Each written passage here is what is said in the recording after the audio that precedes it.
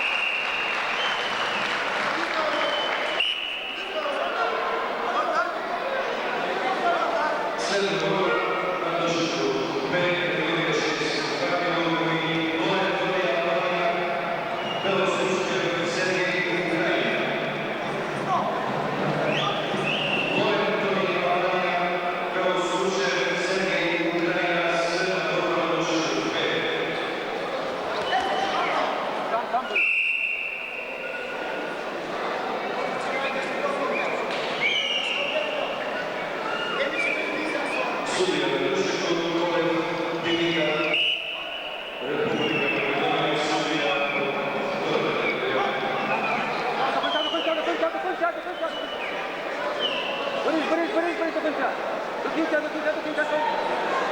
До кінця. Не зупиняй, не зупиняй.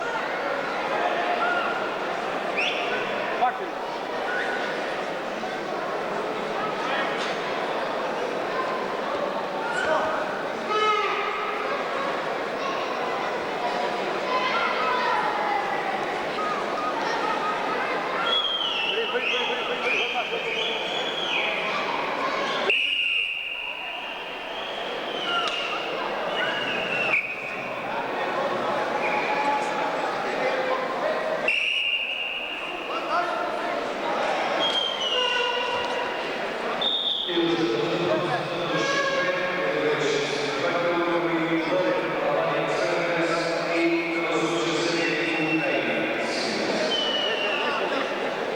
Більше стойкості.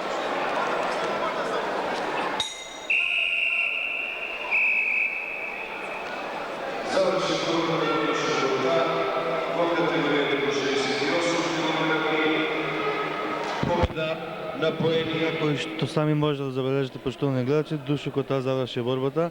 Победа на поена на Зима Владимир од Русија против Чокај Хиндос од Албанија. против Чокај Албанија, а следна борба Следна борба на овој душек, поштовани гледачи, треба да биде